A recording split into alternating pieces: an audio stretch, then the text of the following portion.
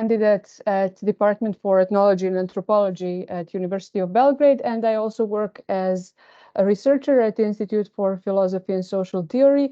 And topic of my dissertation was the culture of privatism and how it shapes our practices of homemaking and our relationship toward common space or shared space in large housing estates in Belgrade, more specifically New Belgrade. And your colleague Maria, actually, we met on European Network for Housing Research seminar last year, and she remembered my talk, something I said about the methods I use. So she invited me here to share a little bit about my research. I will not talk about the results or conclusions, but about the research process itself. I hope that will be interesting for you, as I said, because our discipline have a lot in common, or they're, I don't know, coming close to each other recently with these new trends in architectural anthropology and how ethnography as method is gaining momentum. So I will now share the presentation, but I'm not super sure how to do that. Okay, like this, I guess. Just please confirm that you see. My computer is dying a little bit, so do you see my screen? It is loading, Sarah, and sometimes it takes. Yes, now it's on. Perfect. Okay. Thank you. Okay, great. So as you know, although some contemporary anthropological research relies heavily on sophisticated concepts such as flows and rhizomes, I believe that we can still learn from the old-fashioned concept of layer in ethnographic research, or layers in ethnographic research. And through my research, I embrace this idea of layered research as one possible way of exploring and getting to some deeper insights on this complex urban phenomenon, which is like living in large housing estates in post-socialism on the periphery of the global system, and so on. So during the formal part of my research, or during the field work, it's important to know that I was gaining direct and continuous fieldwork experience as I was living in one of the research housing estates, but I wasn't approaching the other one only as a researcher, but also as a former resident.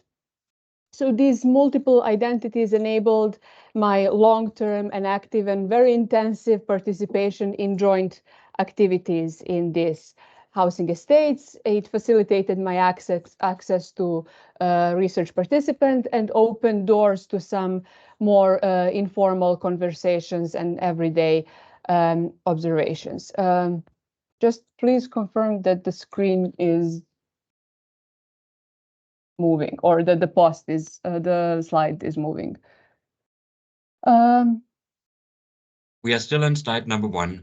Yes, I am too. Okay. Okay. How about now? Okay. So what makes participant observation that was like, let's say, overall method a potentially revolutionary method is our researchers' ability to question our own theoretical assumptions about the world through intimate and long-term engagement and participation and coexistence, cohabitation, in my case, with strangers, with my neighbors. So this methodology, as many of you probably know, is one of its important features is that it takes a lot of time, and it has some dialectical relationship between intimacy and distance with research participants, and disclosure of relationship within social groups that we research. Special challenge for me as a resident of blocks that I research, large housing estates, but in Serbian we call them blokovi, so I will say blocks. So special challenge for doing this ethnography at home was to defamiliarize things that we as residents take for challenge, and to balance between, as I said in the abstract, between microscopic and telescopic gaze of our field. So another important feature of this research was my critical stance towards phenomenological perspective, or like phenomenological philosophy that some authors that practice sensory ethnography rely on. What I'm trying to say. So when we use methods and techniques that are inherent in sensory ethnography, when we formulate questions, when we talk about some values, politics, ideology, when we choose theory and interpretative framework, we dwell on sensory experiences, or we make a choice. Are we going to dwell on sensory experiences as individual, or we are going to see the domain of sensory in the context of community, or in the context of city, or of a neighborhood? So as I try to practice sensory ethnography, influenced by works of David House and Constance Classen, is that with that critical attitude towards phenomenological philosophy, as it insists on individual and subjective experience at the expense of the common and social. So what I try to do is actually to include in this sensory research, to include the reflection on politics of perception, of sensory perception. And so following House and Classen in my research, I try to look at the collective sensory experience of living, of dwelling in large housing estates of New Belgrade. So in a way, I also tried to introduce smell in anthropological research in Serbia, because it wasn't really a thing. But it wasn't really a thing, especially when we are talking about middle-class neighborhoods and modern cities. We would maybe talk about senses when dealing with informal settlements or something like that. So although at first glance it seems that smell is very subjective category, and it is to a certain degree, meaning and value we assign to smell also depends on individuals' perception, but some studies also show that experience of smell is simultaneously objective as well, because smell in the city is produced by the way cities are planned, cities are built, how we fight for the cities, and how we domesticate our spaces. So a little bit about the location of my research. It will hopefully move.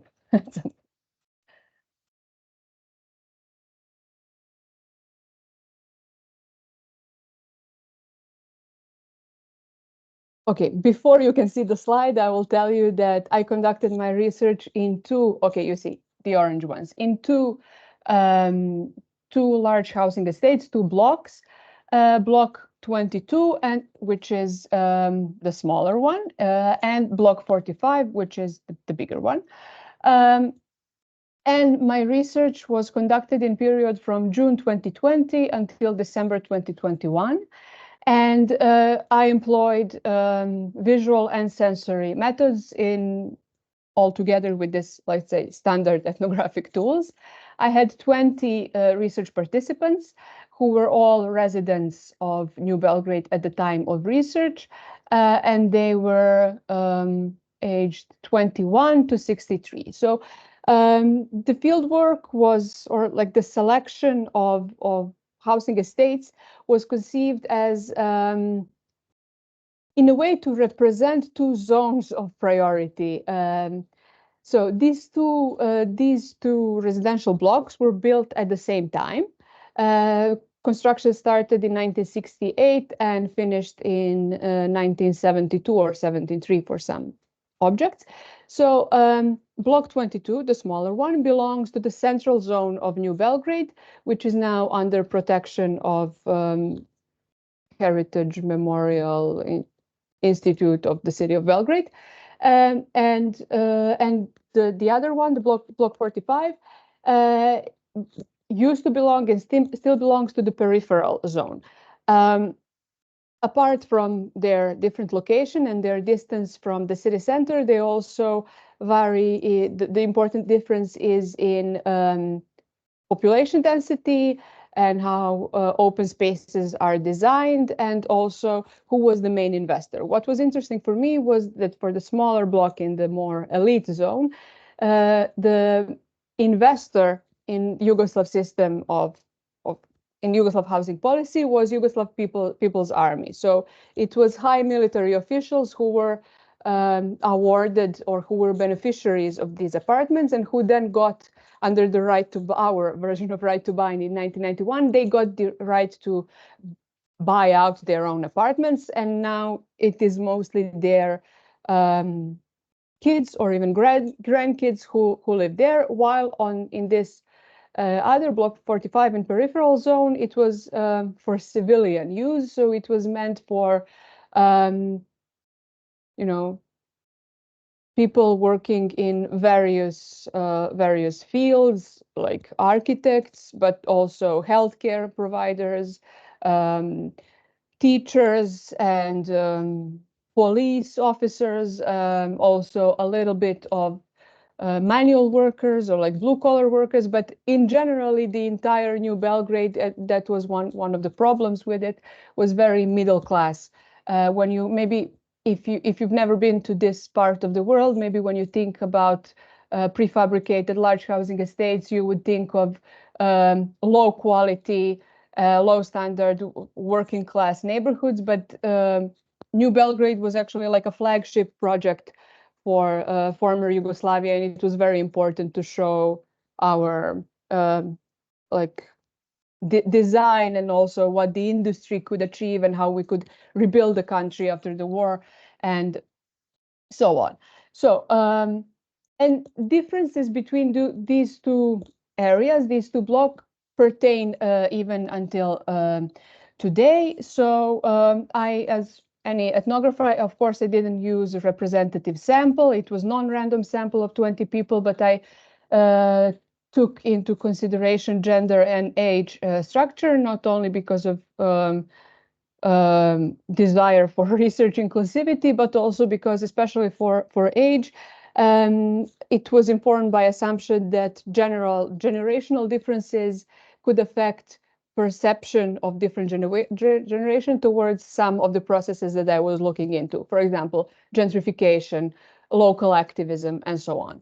So speaking about layers of fieldwork until slide loads, there were three big layers. So it was sensobiographic walking. I will talk about it later more. Participant-generated photo-elicitation and in-depth interviews. And these three layers were designed with the aim to offer a perspective from within and from below, which was somehow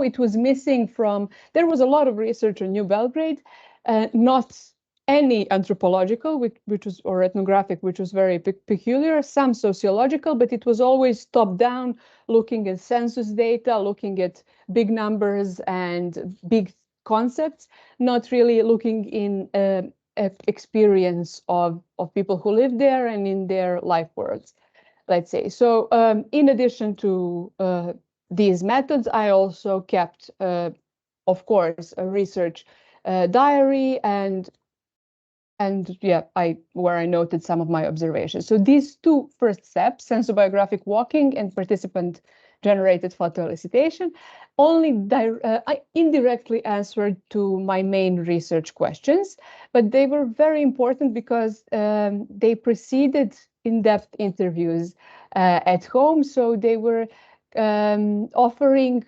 opportunity for prolonged engagement with research participants, during which I was establishing their trust and getting to know more of the local context. Even though I said I lived there, I'm not from Belgrade. I'm coming from a different city and I moved here for studies, so I'm not super familiar with all the local references. So in this way, I, let's say, prepared ground for this, the most demanding and the most invasive part of research, which is in-depth interview that is also taking place at home. And some literature also indicates that this prolonged engagement has positive effect on credibility and trustworthiness of data that we collect.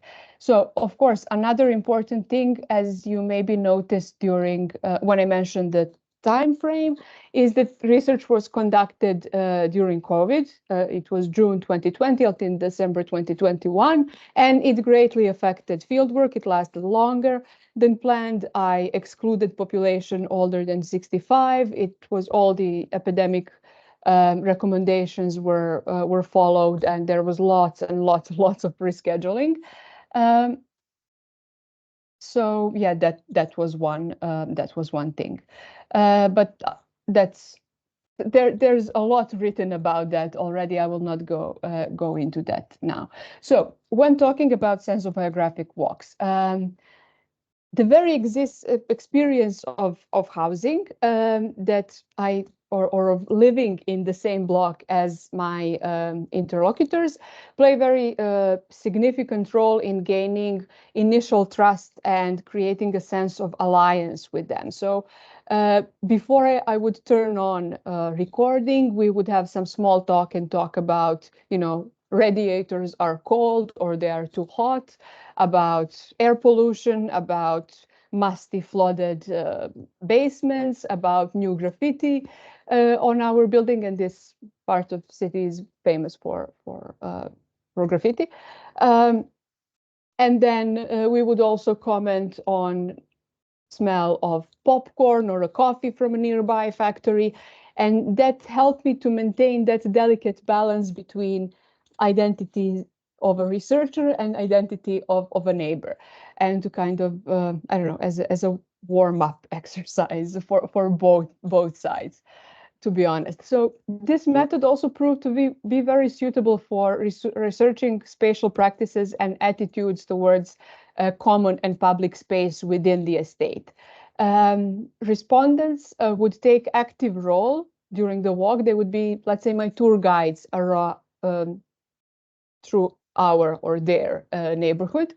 And they would lead me through spaces that are very important to them, that are very dear to them, but also through parts of the block that they are kind of ashamed of. And the spaces that they were ashamed of were mostly the ones related to illegal privatization of the public space, some speculative construction, or anything that was privatized or stolen or usurpated from the community to benefit individual or the 1%. And they focused actually on the logic of that and on the inequality behind that, and not only it looks ugly, not only on the aesthetic of it. So during these walks, the respondents would look back on their, let's say, sensory experiences and the typical smells of their neighborhood, or like the typical sensory landscape of their neighborhood. But special challenge was actually for both of us how to talk about this invisible and intangible realm of smells, and also how to map these invisible and very difficult to observe changes. Some of the sensory commons they often point out were I don't know the word, like gunpowder, the smell of fireworks after the New Year's firework. That is a tradition, like self-organized tradition in one of the research blocks for 20 years in a row, but also smell of the gasoline, because there is a river and there is a marine for boats, so gasoline for boats. But also what was interesting, smell of Fest. Fest is a movie festival, and the smell of Fest was a combination of tobacco, of perfume, and of stale carpets and seats. So the next step would be participant-generated photo-elicitation. As you know, or at least some of you who already took visual ethnography course, this involves joint viewing of photographs by researcher and research participants.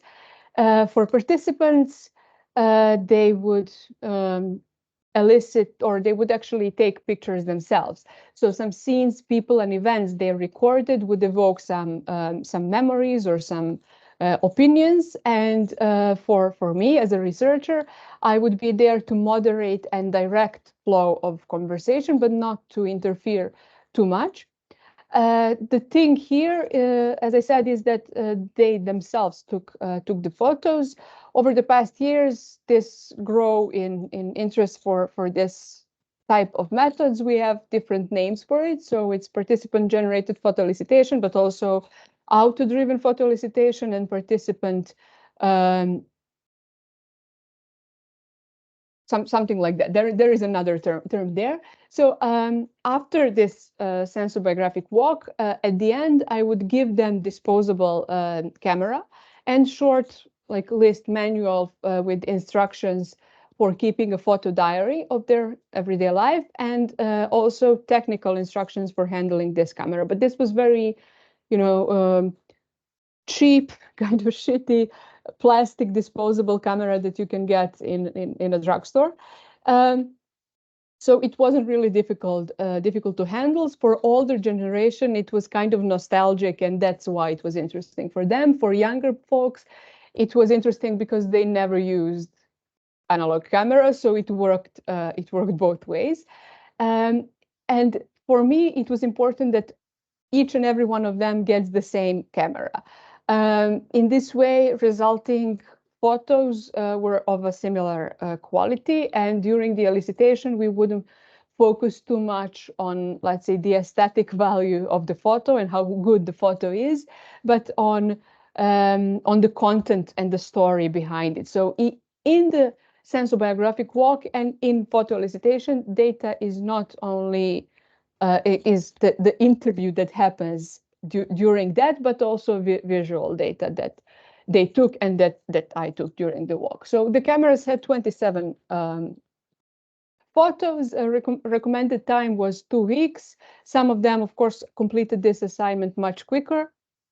And some of them, for various reasons, asked for extension of deadline for up to 6 weeks. I advised them to take backup pictures with their phone, if possible, to avoid that film gets exposed or that they damage it, lose it, whatever. So the number of submitted photos varied to a certain degree between different participants, sometimes due to bad lighting, sometimes they were just not inspired and there was nothing I could do about that. They kept photos as a souvenir from this research, and I have digital copies that I used for analysis. I chose this step because of its possibility, or of the possibility of this visual material, but also of the nostalgic equipment to evoke memories of earlier periods of life in this neighborhood. And finally, we're coming to interviews at home. As you know, in housing studies, in interior studies, interviews at home are like a common practice, and they're used to explore complex realities and relationships between ourselves and our home, and family dynamics and the home, and so on. So long-term studies, ethnographies such as this one, that involve multiple repeated encounters, which were very difficult during COVID, also create more opportunities to explore topics that are sometimes tricky to talk about, such as relationships with your neighbors, politics, family dynamics, and economic circumstances of a family. As rapport and trust between researcher and respondent, or me and my research participant, was established and built, they were more willing to reveal intimate personal experiences and attitudes. So in order to build that trust, as I said, this was the third methodological step and third time that I met majority of these people.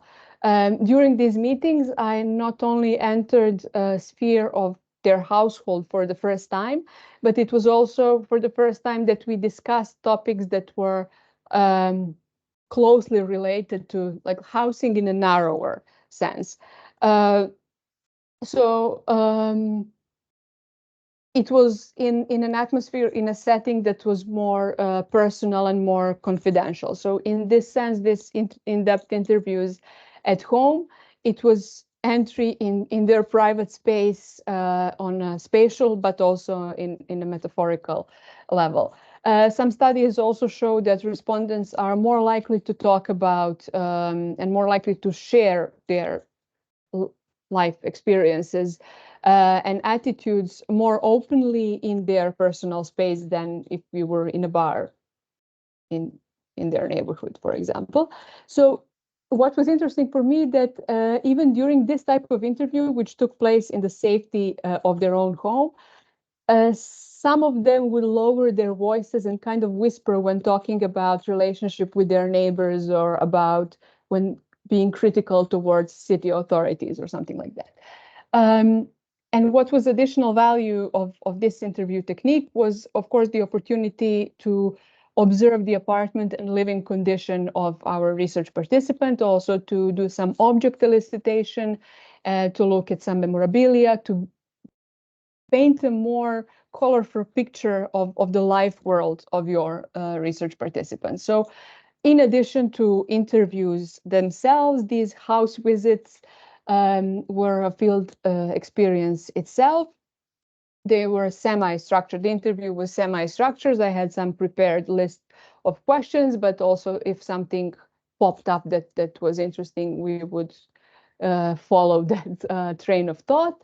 But after the interviews or even during the interviews, hosts were very happy to show their homes, their travel memories, their some trinkets or art, or even to, when speaking about renovation and housing satisfaction, to draw imaginary walls to show me what would they change if they had money, or to I don't know, tear down some walls to describe me what they have in mind. They also often apologized, as you may imagine, for mess that doesn't exist. Of course, every home was pristine, clean, and ready for inspection of a researcher. Some of them were very proud that they were resisting the urge to clean everything, so I would see them as they are.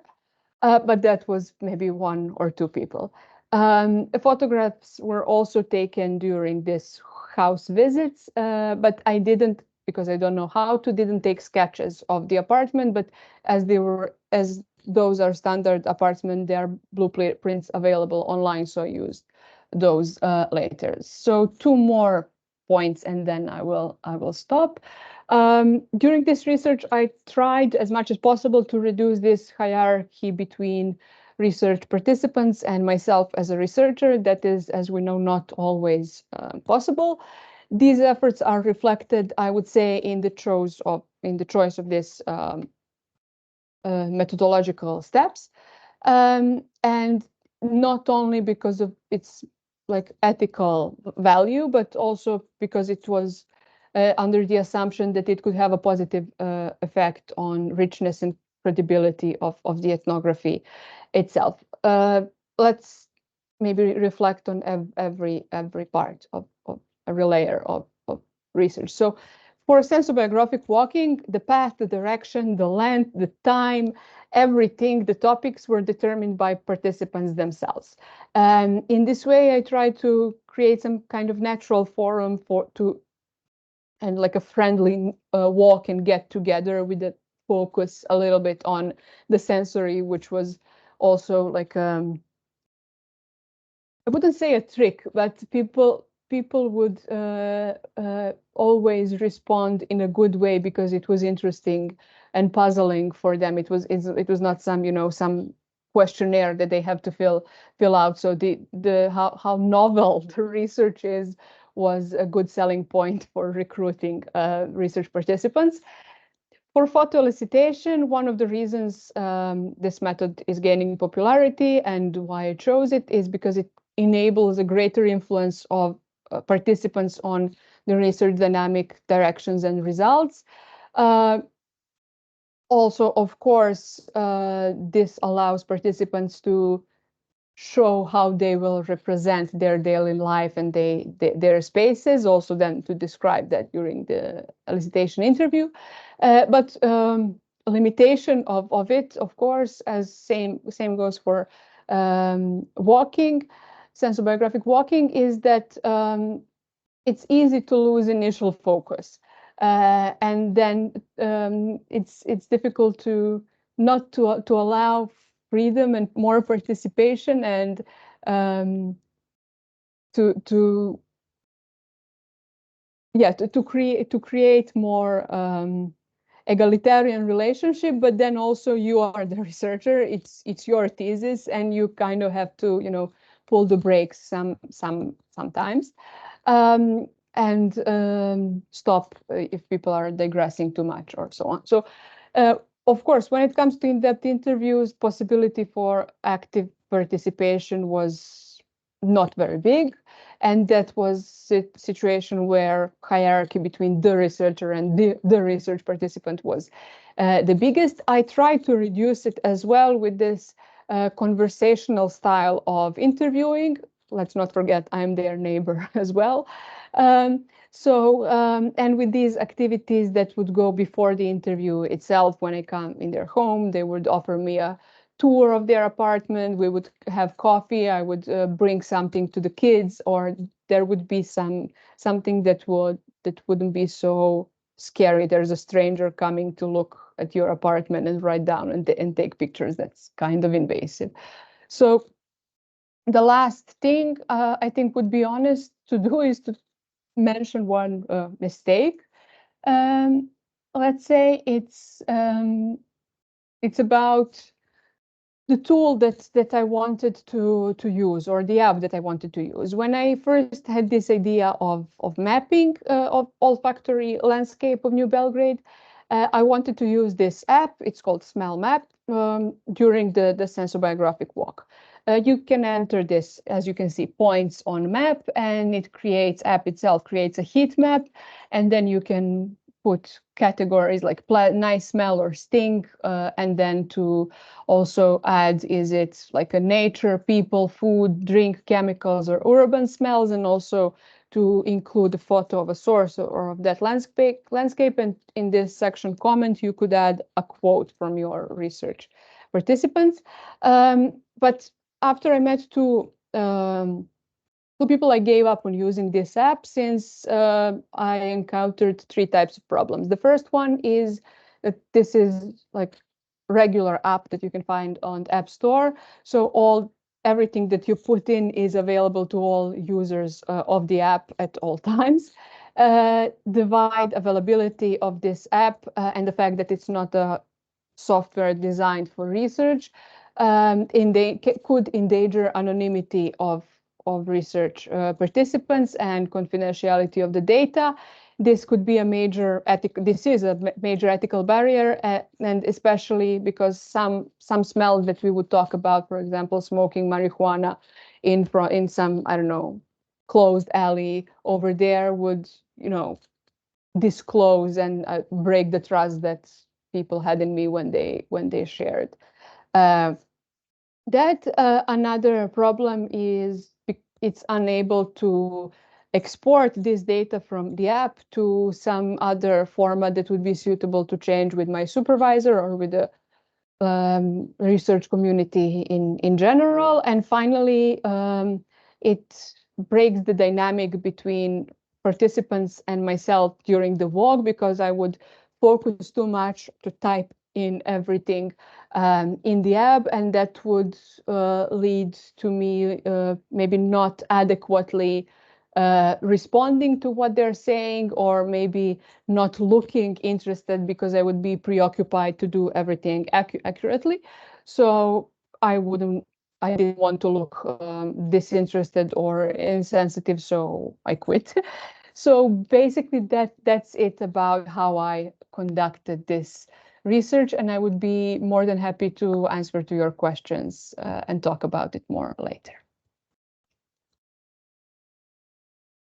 Thank you so much, Sara. You're I'm welcome. sure it was super interesting for all of us. I took lots of notes, and I think there will be questions, especially since most or even all of us are practicing researchers ourselves. So I was wondering, unless there are some really urgent, quick questions, whether Ziva, you might want to go next, and then we could have a conversation across both of your research. That makes sense.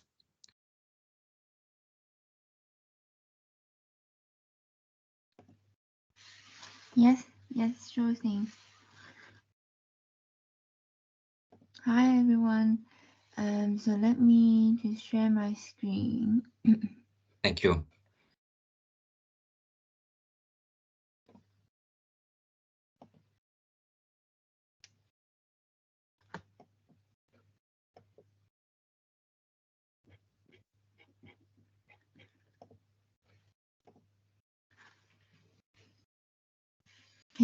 Can you see my screen now? Can you Yes, all we can. see? Yeah. Okay. Yeah. Good afternoon, everyone. My name is Ziva. A second-year PhD student at Kingston School of Art. I'm very, very grateful to the PGR colloquium for providing this platform for me to showcase my research. And special thanks to Christoph and Maria for inviting me to discuss my current fieldwork experience. So today I will cover the first one, first the overview of my research context. Second, my experience of piloting interviews in London, and then third, the fieldwork in Shanghai, focusing on Thamstown. My research examines how people's changing views of simulacroscapes affect how they use and live in their homes. To understand this, I'll focus on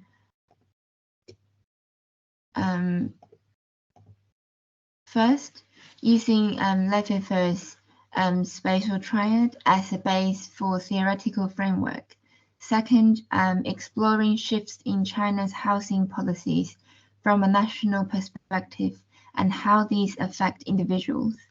And then finally, reviewing recent studies on simulacra cities, including Birkenbosker, Shen Jie, Maria Piazzoni, and Martin Minos from 2013 to 2023.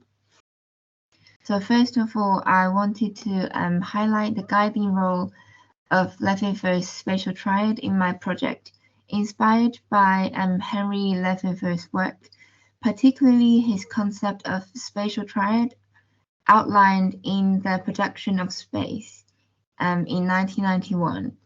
He explored how humans shape and reproduce the spaces they inhabit. In this book, Lefebvre suggested that space is dynamic and comprises three components: perceived space, which is spatial practice; conceived space, which is representation of space; and also lived space, which is the space of representation. This framework serves as the foundation for my literature review.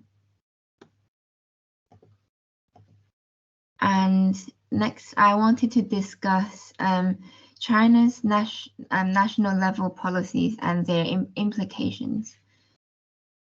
In China, residential areas consist of gated neighborhoods, which is we call xiaoqu, with various amenities like businesses and hospitals and schools. Each neighborhood is managed by a troika, which is a Russian word meaning like a horse carriage, 3 horses carriage, including the neighborhood committee, property committee, and property management team. The neighborhood committee leads community activities, while the property committee facilitates decision-making, and property management team handles maintenance, cleaning, landscaping, and security of the whole enclosure. So Thamstown is unique in this sense, as it features 4 main gates and 10 enclosures, all managed by Songjiang District government, and only 1 property management team. And my research examines the relationship between Thamstown's layout, enclosures, and community management troika. And the second aspect relates to the anticipated changes in China's land laws. In China, The private ownership of land is not omitted. Instead, private parties may obtain the right to use the land or to use the property for up to 70 years. Additionally, the real estate market has been affected by challenges during the pandemic from 2020 and 2022, leading to declining purchasing power of individuals and an increase in occupied ghost towns. So these factors signal forthcoming shift in China's housing industry.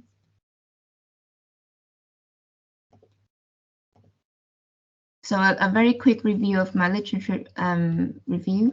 I drew on a decade of research in the field. Shen Jie's study of Thamestown and Songjiang New Town in 2012 highlights Shanghai's suburbanization progress, revealing the interview between real estate and the local governments as a form of capital accumulation. In 2018, Maria Piazzoni's work challenges conventional notions of urban authenticity, focusing on daily activities of Thamestown residents to understand authenticity and mimicry in Chinese culture. And finally, Minos' 6 years of comparative study of simulacra cities in Shanghai and Chongqing, conducted from 2011 to 2017, explores micro and domestic spatial practice and behaviors in the theme towns. However, while his immersive approach sheds light on integration of English characteristics in domestic interiors, data imbalance between the two cases in Shanghai and Chongqing weakens the strength of evidence supporting his research conclusions. So let's get back to Thamestown. So it's situated within Songjiang New Town, a key, which is here, a key component of the One City, Nine Towns project, which is an urban development initiative by the government, covering an area of 1 square kilometers. Thamestown features four access gates located in New Songjiang Road, North Sanxing Road, Wencheng Road, and Binghu Road, with some residential areas adopting a mixed-use zone in the central commercial districts, only on the ground floor. And currently, Thamestown has a population of 3,203 permanent residents, residing in 1,293 households, with a very low FAR rate of 0.3% compared to the national average rate. And also, remarkably, the property management fee, which is the service charge, is only 1.45 yuan per square meter, which is considered very, very cheap compared to the average national rate.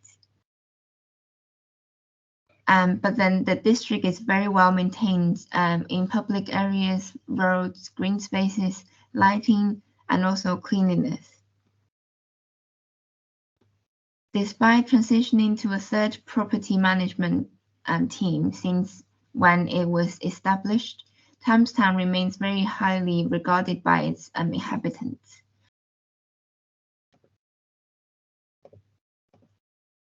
And then talking about interviews, from December to January last year, in 2023, I initiated interviews piloting in London. As I had limited experience with interviews previously, I searched within my network and also used social media to look for my participants, adopting a comparative approach titled Inhabited London.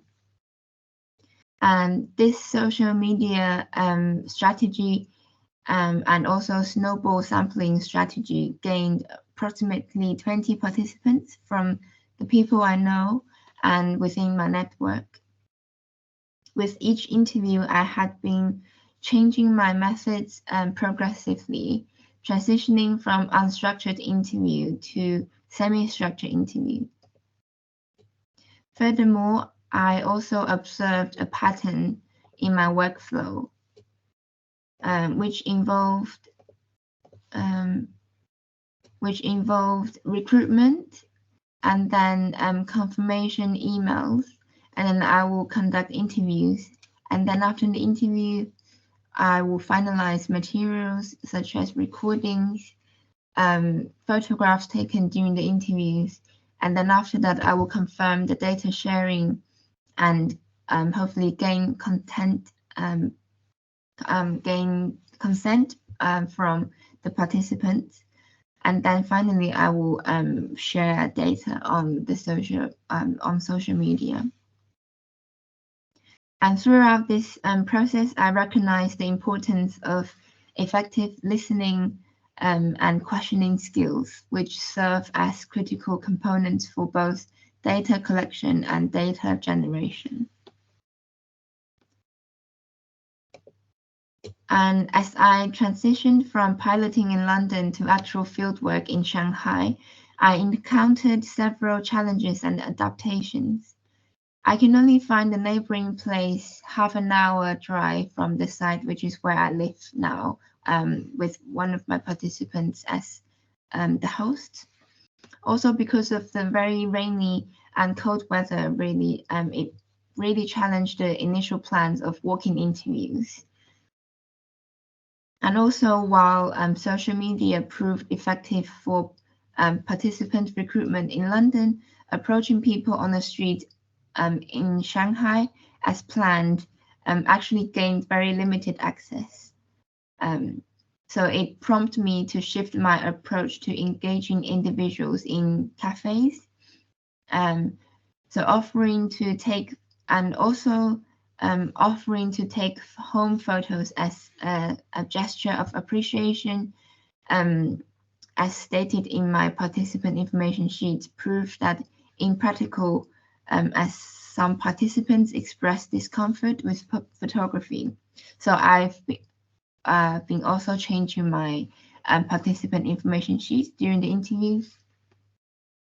So now I've changed taking photography as a gesture of thanks into offering 10 kilograms of rice as a token of gratitude, which significantly increased participants' engagement. And I was continuously updating my interview questions because during one interview, some interesting topics has been brought up. So yeah, as in changing interview questions to evolving circumstances. My approach to engaging potential participants is essential for entering the field in my research. I think the idea of engaging and community engagement is very important in my methods, regardless of other factors. So currently, I'm employing two methods. Firstly, I always spend a couple of hours sitting in Starbucks, which is here every day, to introduce myself and my research to residents enjoying coffee. And then I will aim to schedule home interviews with them. If they didn't accept or they declined, I will just conduct interviews directly at the cafe. And secondly, I've integrated myself into the Thamestown community by volunteering with the neighborhood committee actively participating in daily community activities, and also facilitating interactions with homeowners. Through this method, I've gained the committee's cooperation and also access to potential interviewees. So as we can see, I had a few interviews at participants' apartments. And also this is me trying to explain my participant information sheet, and also telling my audience that I will bring 10 kilogram of rice as a token of gratitude.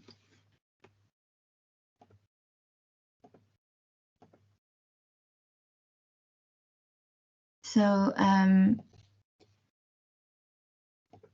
during the interviews, I document the residents' use of their living spaces, as we can see, focusing on their interaction with furniture and recording their desktops, as we can see here.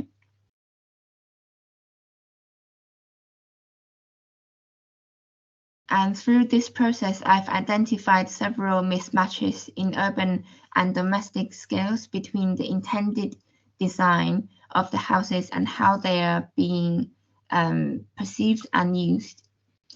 So the first one is air conditioner installations conflicting with the building's design. And the second one is installation of electric water heaters and trash cans in low carbon communities, posing conflicts to the traditional housing design. 3, insufficient parking spaces lacking underground or temporary options despite a growing resident population. 4th, issues with town repair and maintenance, including aging infrastructure and pavements. And finally, structural concerns such as aging residential walls and the basement problems attributed to soil issues. So basically, some of the participants have been explaining how their basement have been sinking underneath into the soil. So this is above the details I presented above outline the current state of my fieldwork progress, which has just started in I think end of February. So interviews are still ongoing at a very gradual pace, and this is my social media account where I will regularly share new content of my fieldwork. Yeah, so thank you for your interest and support.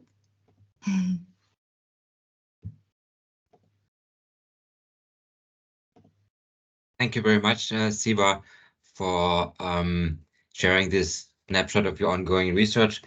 And I think it's probably interesting for all of us to, as I think most of us, or maybe all of us, have ongoing projects to comment, maybe to get things started. Sara and Ziva, maybe I'd like to ask you whether you'd want to comment a bit on each other's research, and just in terms of, I think some of the shared strands I think are emerging. I found it very interesting that you both highlighted the process of learning from the process of interviewing and making those adjustments.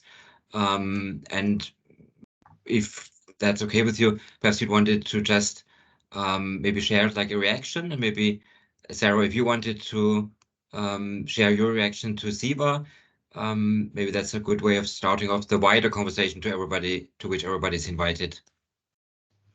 Yeah, thank you. So I forgot to mention, and now Ziva's story about 10 kilo of rice reminded me that I also had like incentives for informant. But what was interesting, or what I would like to know, is how you came up with this amount, or was that something that someone from the community recommended as adequate, or yeah, how that was decided, and that obviously made results. I know that there is a big discussion on should interview participants be paid for their work, or they should volunteer. I'm all in for compensation, for fair compensation. So that's one thing. And the other thing I would like to know is how long would the house visit last? How much time would you spend with people at home? Yeah. So To answer I'm asking, I'm asking about time only to get impression. Would it be like a staged visit, or here, because you're living with one of the research participants, you have prolonged engagement, and that is also your apartment, but also apartment that you research, and you don't have equal access to all the other apartments. So yeah, thank you. Yeah. Yeah, so to start with your first question, so I just came up with this idea of gifting them 10 kilo of rice, because I come from the southern of China, which we grow rice. We just farm rice, so it is considered like a fortune in my hometown. So I think 10 kilo of rice is kind of like an A4 page of, so it's not a very huge gesture, and it's easy for me to carry onto public transport. And also, I think one of the main reason is that it can stimulate the engagement and their willingness to be able to talk to me, even just in open area and public space. Also, I try to give them the rice, but then some of the participants, they rejected, and yeah, they didn't really need the rice actually. And then the second question about the duration of interview. So each interview would last 15 to 30 minutes. But then, for example, this house where I'm situated in is actually half an hour drive from the site that I'm actually researching. So I'm hoping to include this kind of prolonged, like what you have been explaining about your research, this idea of prolonged anticipated engagement with one of the participants. So what I'm thinking is I will maybe try to integrate this part of entering the field into my research as a comparing site. Yeah. Thank you so much. Thank you. And also, I found your presentation very interesting, such as it really gives me new idea of using the film camera, because it really brings the participants and asks them to take photos on their own. So you're not only engaging with them, but you're using, the whole interview process as a tool for you to navigate through their living spaces. And also they're very easy to carry, right? Because they're very small and tiny, and yeah. And it's also what was useful. It's easy not to forget about that, because you would get an object that is very clear assignment. If I was thinking, if I would only advise them to take pictures with their camera, they would do it. They would not. How they would they send me on WhatsApp every time they snap a picture, or we would meet to do something. So this was more like a, I don't know, like an object that mediates this, I don't know, two contract sides in this. So Yeah. that was also very, because there is a material thing there that I think they approached it more seriously. They saw me as a more serious young researcher. Okay, this girl has a plan. So they treated that with same seriousness. Yeah, I think that's very essential. And how long is maybe I've missed some of your present, how long is the whole period, you know, from the moment when you gave them the camera and then you collected from them? Usually 2 weeks, but 2 for weeks. some people it was summer holiday, so it was even more than a month. So that And it was varied delayed. a lot. Yeah, it was delayed, but it was, my recommendation was it to be 2 weeks. Right. I see. Thank you, Sarah.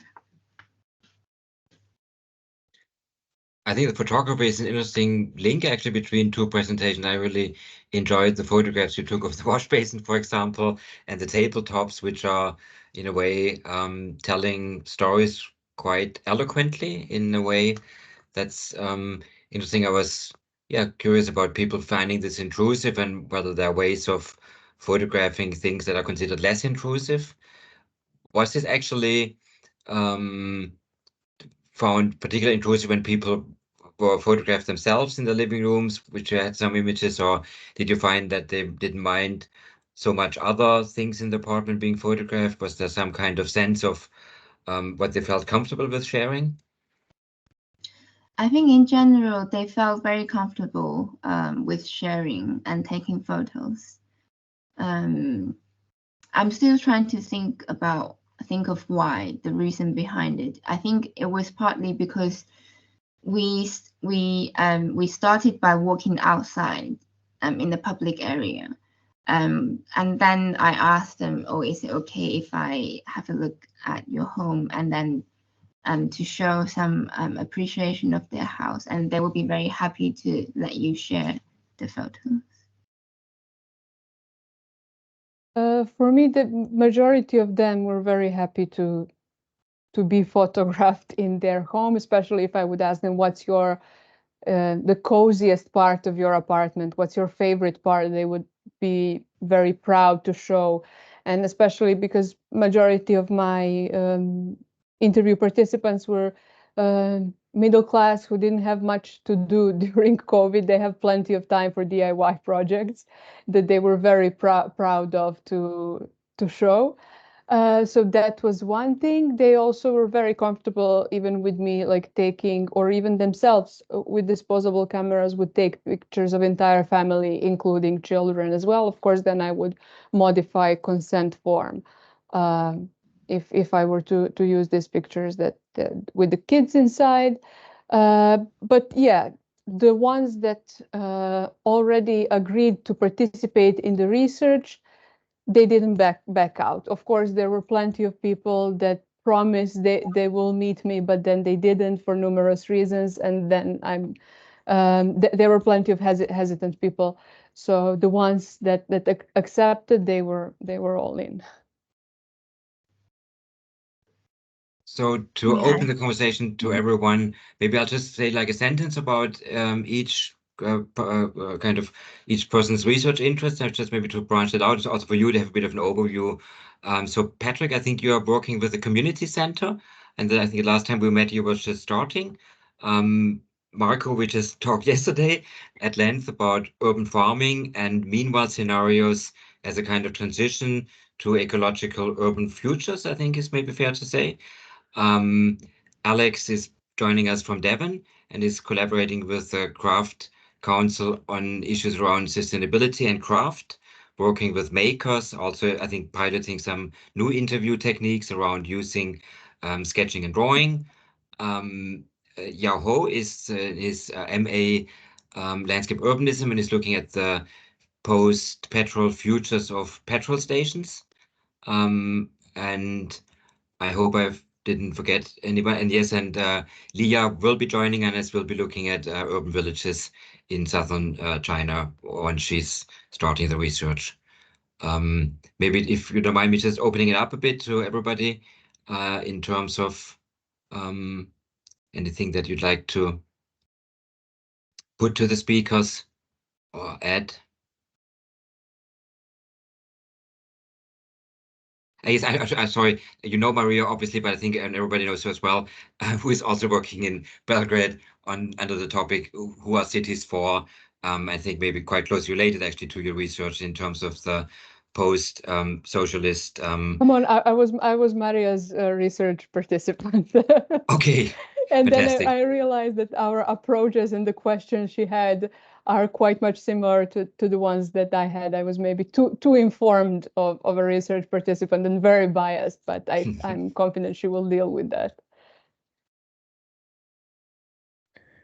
No, I just wanted to comment on something. Not comment, but thank you for your presentations in general. It was, I mean, it's quite nice to hear other researcher and the steps they go through while doing ethnographic research, which I'm also doing for my project, and finding out basically interview after interview that I have to let's say, adapted constantly, because the interview is not just kind of an extractive practice. And I think there's always this idea that you have to give back something, especially when you research with marginalized communities or people that live in special, I mean, that basically come from different, background than yours.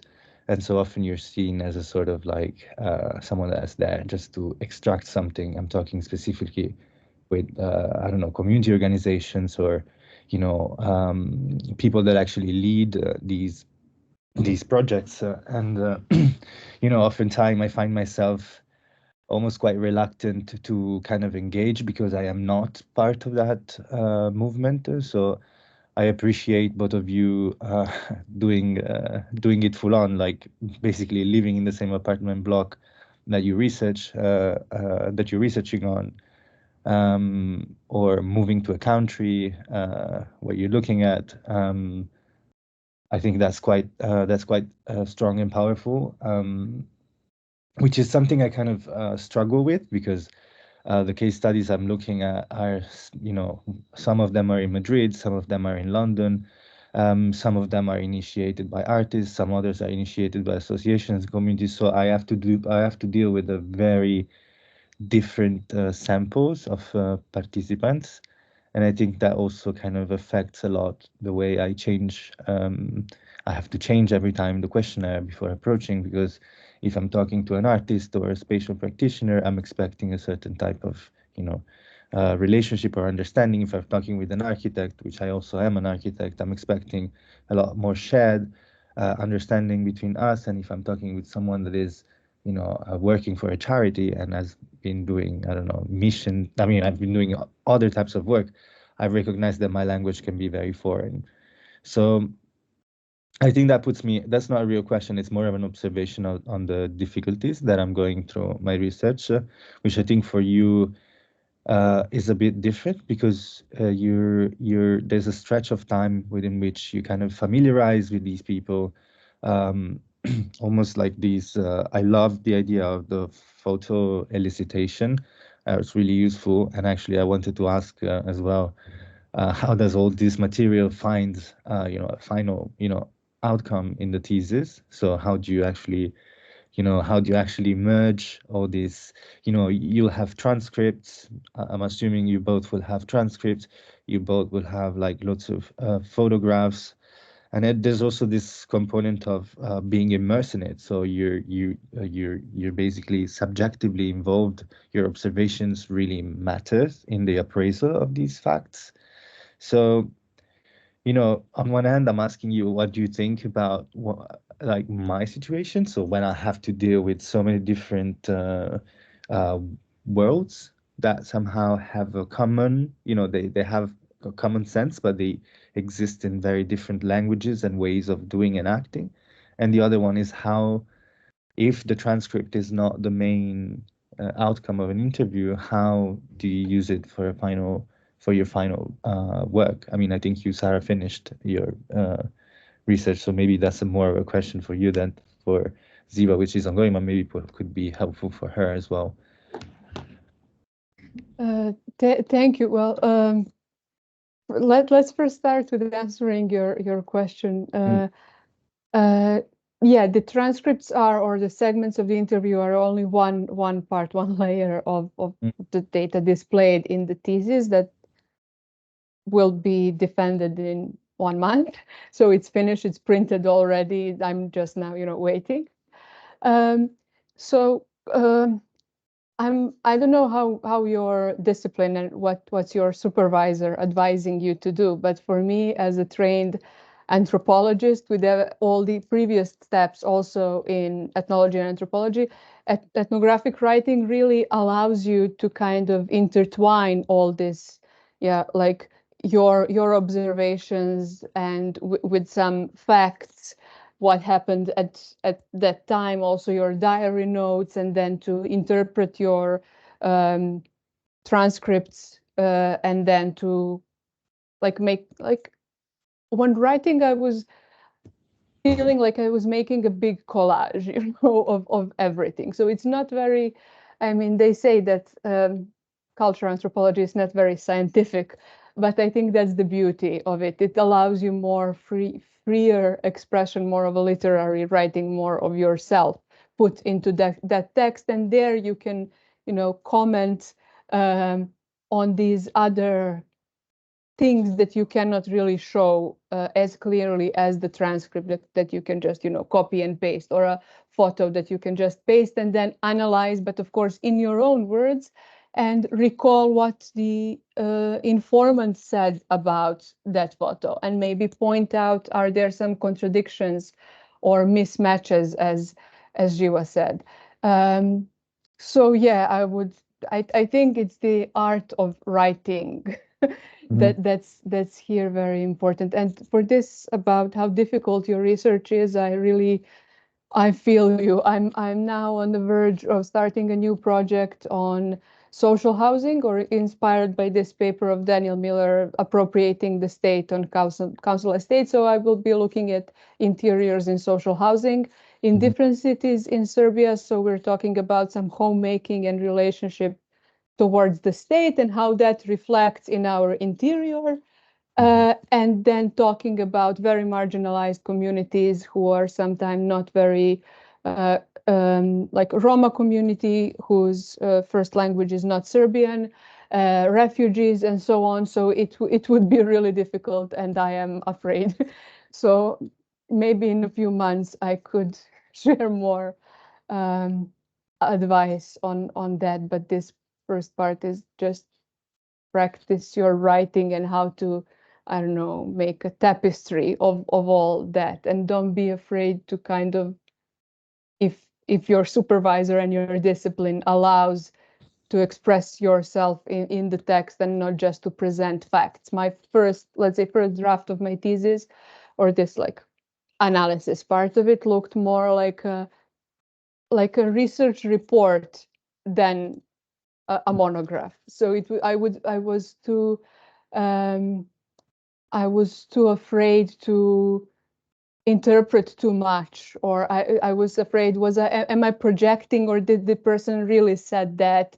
Who am I to say that they're lying? Stuff like that. And then it was actually my supervisor who encouraged me to be more critical.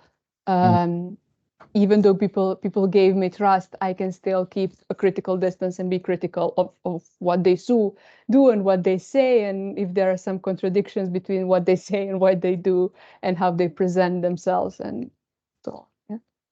Yeah.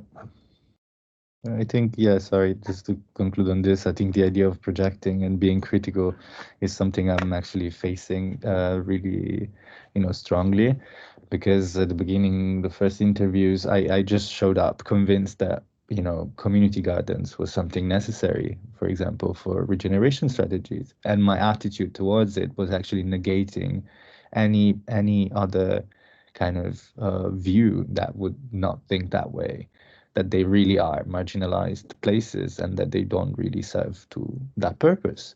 So that made me reflect a lot that, my preconceptions or my projections on my topic could actually affect the way I was conducting interview, giving for granted certain types of aspects. And therefore, that made me question a lot ways I was being maybe too optimist. And then I had to kind of step back and be kind of more critical, and hoping that some participant would share, or at least kind of go into the kind of direction that I wanted to. yeah, thank you for But I mean, even if they don't, then you still keep that optimism and critical stance. You can still express it, even though your respondents don't. Of course, moderately and where it is suitable, but no, absolutely. The other way I understood your question, Marco, was also on the type of writing. Where is the role of this transcript, and can it also be a collage of observations and transcriptions?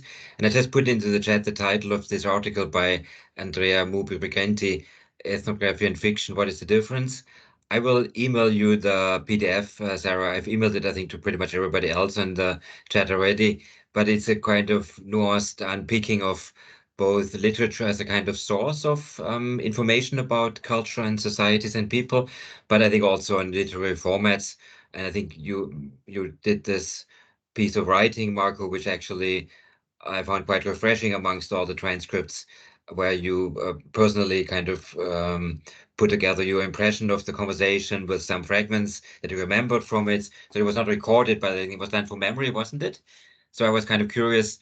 And actually, in a way, now we as architects probably have a bit of an inferiority complex against the sciences. And in terms of what is kind of the role of the researcher in being objective or flavoring or coloring the research too much. And I was kind of also wondering about everybody's comments and viewers and everybody else's around this kind of presence of the researcher in the text, whether to make it super explicit and just to kind of articulate its subjectivities. And maybe, Sarah, have you used writing as a tool? So when you were describing or when you were processing the interviews, have you been quoting? Have you been kind of narrating in a more literary way? Or I was quite curious kind of to learn from someone outside architecture. Well, I was using both. Let's say I would interpret and kind of try to paint a picture of the entire setting that now we're talking about kitchens. So I would describe my encounter with many of the kitchens that they renovated and how they transformed their apartment and how blah, blah, blah, blah, blah. So I would describe plenty of these kitchens, and then I would add layers of context, how these kitchens were designed by Belgrade School of Architecture and that were inspired by Scandinavic design or Alto's kitchen, and then what they do with it to create an open space today, because that was under the influence of pop culture, I would say, and now everybody wants to have a kitchen island. So I would, use all of that to paint a picture of the like a photo robot of the typical apartment, and then I would go in like transcripts, but I would also kind of not just paste the quote from the respondent, but try to say a little bit about her or his tone or the entire like mood of this conversation, and then I would then kind of wrap that in some interpretation of whatever would be the topic at stake. When they were talking about, for example, changing like old windows with this PVC new windows, that is a thing now. So many people would complain, for example, that is like ruining the aesthetic of the building. It doesn't go along with this modernist concrete beautiful buildings that are falling apart, unfortunately. So then they would talk a lot about that, and it would be virtue signaling that they know about architecture, they respect heritage of socialist modernism, and that they would position themselves even ideologically when talking about that. So I would also comment on that. And then some other people would be like, okay, if you want to buy apartment, you can look from the outside and see who has the old windows. That means old people live there. They don't have money to afford new windows. So you need to be like a hyena, just waiting for old people to die so you can buy the apartment there. So they would signal completely other perspective on the same topic of changing old windows with the new. So that would be people who would then talk about some, investing in real estate and buying a new apartment just for profit. And they would, it would be whole another set of values they would introduce when talking about simple things as windows. It's not just thermal insulation. It's a lot more than that they reveal about themselves when talking about these things. So then I would kind of try to write about that as well. I'm sorry. I mean, I'm not sorry, but I'm because my thesis, as I said, in Serbian, I cannot really show example of how I did it, but I can share it with Maria. She's the only one that can understand it. Maybe if I can just add a comment, I really like this that you said of painting a picture by writing, because I always have this, maybe as an architect, I always have this need to put all the information and transform it into a picture, like a visual picture. But being able to do it in writing probably gives more flexibility, and it gives you more words to describe the scene, and you can use it also as a reflection tool. And yeah, I really like this that you said. Just to add this. Yeah, thank you.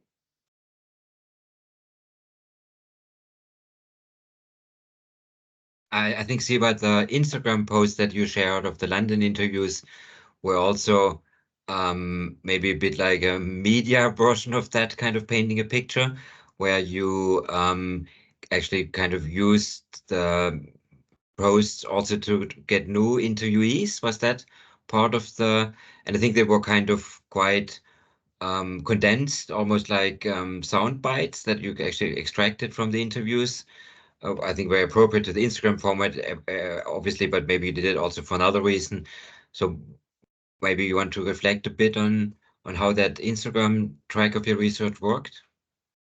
So basically, the Instagram post was initiated by myself in order to document, only for the documentation process.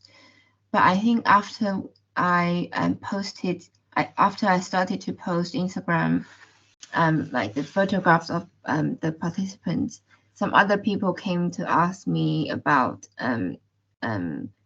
inviting them for an interview.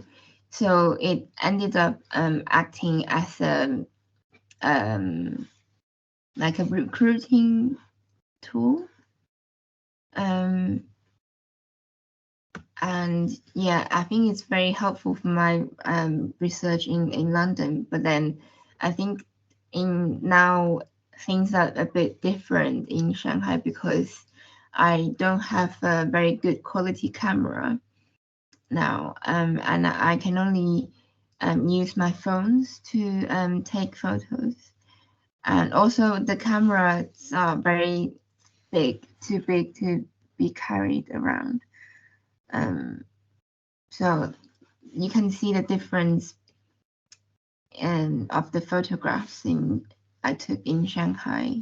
In here is a bit more like snapshots of interviews and progress.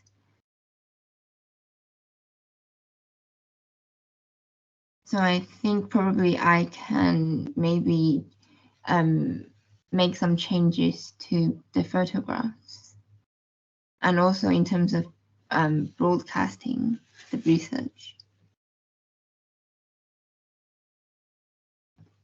And also one of the things that I observed is that I'm not sure when you did your interview, Sarah, did you find a specific time to interview people? Because for me, I will go there during the weekdays, and every time I go on site, the people there, they're all retired people, and they have time, and they're also very free to talk with you. But I noticed that you mentioned the aging from 21 to 60 something. Yes, they were from 21 to 63, and for timing we agreed because we met 3 or even more times. One first time to do sensory walk, and then the other time for me to pick up the disposable camera to develop it, and then the third time in a bar for photo-elicitation, and then fourth time at home for interview at home. One time it also happened to meet 4 times with an informant because my sound recorder just disappears. So pay attention to that. It just completely disappears. So we had to redo the entire interview. So we basically kept in touch through Facebook, email, or phone, and agreed on time that they like, because at the first time it was in 2020, majority of people worked from home, so they were quite flexible. So we met sometimes in the morning for a walk, sometimes in the afternoon. I preferred for the first encounter to be during the day, because we're somewhere in some large housing estate walking with a stranger, and it's also for me to see things, but also for, I don't know, safety reasons. I'm still a woman, not only a researcher. So that would be one thing. And then for home visits, they would really vary on informants' availability. So, but that required a lot of communication and a lot of rescheduling. As I said, especially during 2020, it could be that someone had like a contact with someone who had COVID, either me or them. So then we would postpone, or someone's family member died, and then they are of course not interested in taking part in this research. And then so that was like this we were communicating not only regarding research but also regarding this scheduling. There was a lot of intensive communication, but I think that also helped to create and to establish some sense of familiarity. I'm not someone that would come and squeeze out the answer and then disappear, but someone who is genuinely interested to learn from them and to know something about how they live, and to really hear their opinions. So I think that was it. I know that not everyone has this luxury of devoting like a year and a half only to field work. But if possible, that I think really makes it a pleasurable like experience. I remember like one anecdote. I don't know. This summer I was with 2 journalists from Germany who wanted the tour of New Belgrade that I offered them, and we were walking through this neighborhood where I did research, not the one where I also live.